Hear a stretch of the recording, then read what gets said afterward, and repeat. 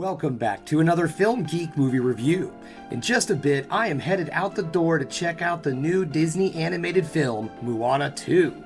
Moana 2 tells the continuing story of, well, Moana and her life with her people.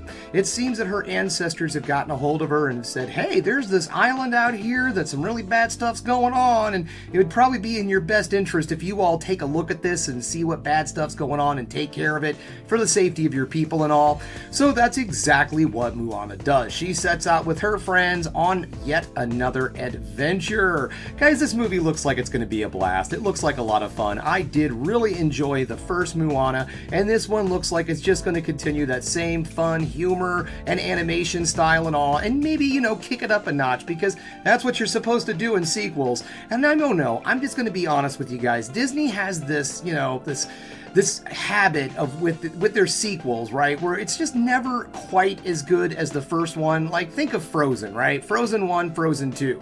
And Frozen 2 was passable, it was okay, it was enjoyable, but when you're sitting down with the family and you're like, hey, let's watch Frozen, do you say Frozen 2 or do you say Frozen?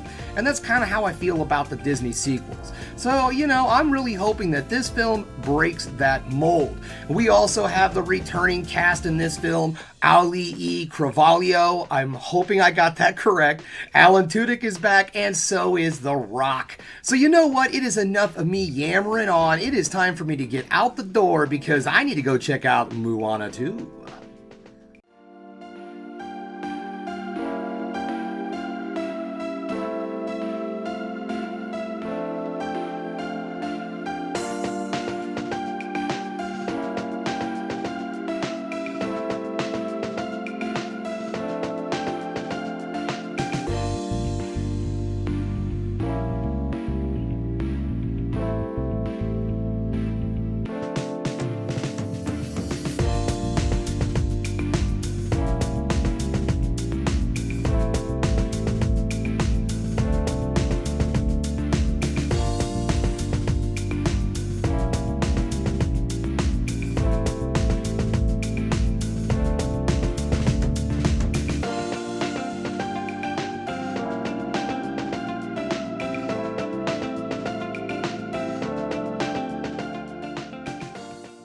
Welcome back. Just getting home, and guys, unfortunately, this film does not break the mold for the Disney sequel.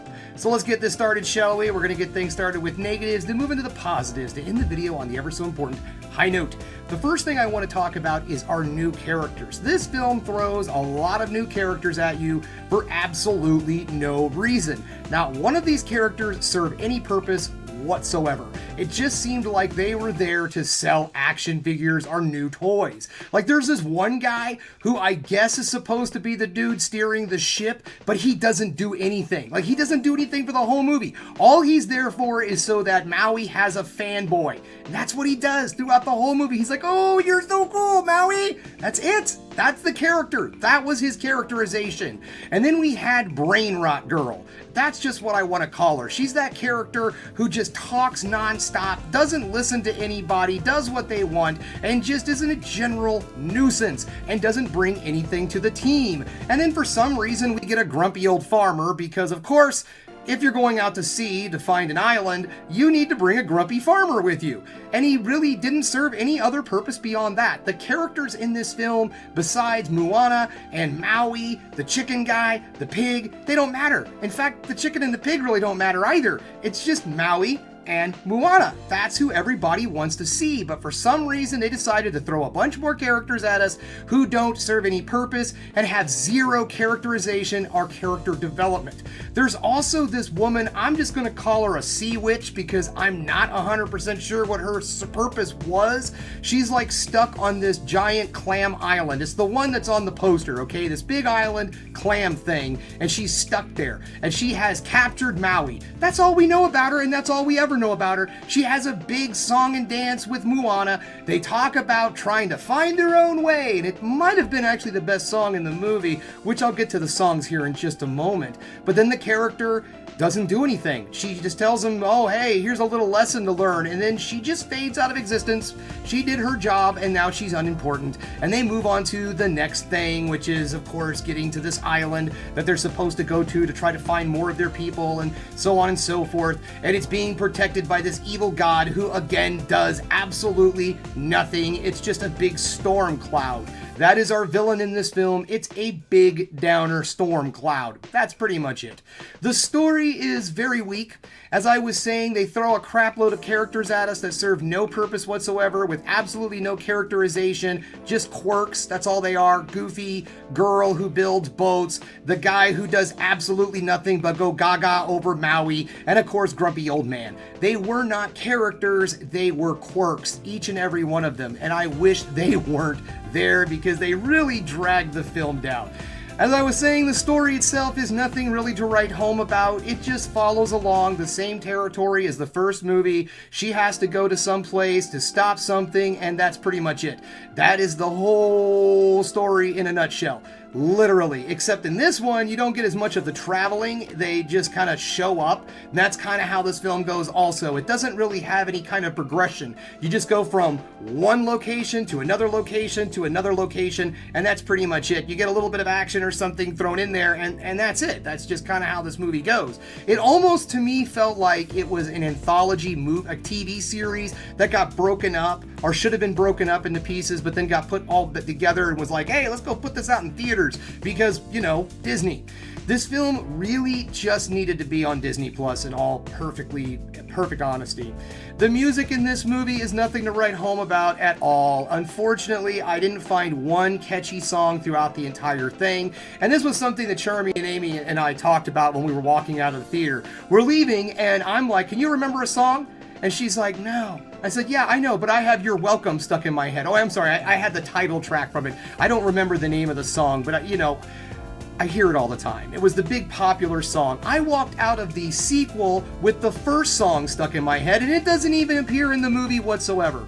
We did sit down and watch the original movie right before we went to this one so we could kind of have an idea to judge off of, and it is like light and day when it comes to the music. There aren't any fun, catchy tunes like Shiny or You're Welcome or anything like that. All of the music just came off as very bland, boring, and just run-of-the-mill. It didn't have its own spice. It didn't make this film feel unique or different in any way, shape, or form from anything else that Disney has done in the past.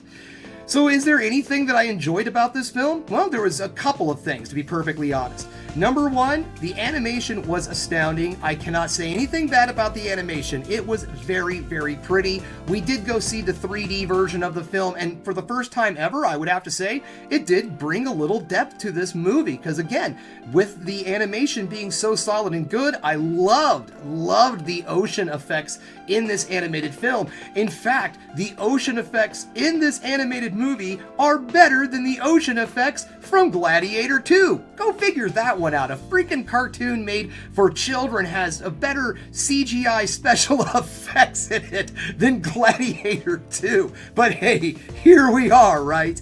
The film's animation was astounding. It was very colorful. It was very bright. The textures looked amazing. I mean, they really did some good work in that department. It was just extremely lacking in everywhere else. The voice acting is not bad, especially with our main characters, because they're the only ones who have any characterization whatsoever, but that's only because they were in the first movie, not this one, because there's still not a whole lot of character development going on for our two main characters, Maui and Moana. They're just kind of, having a good time. They're already friends. We don't need to establish anything. So there's really not a whole lot of growth between those two either.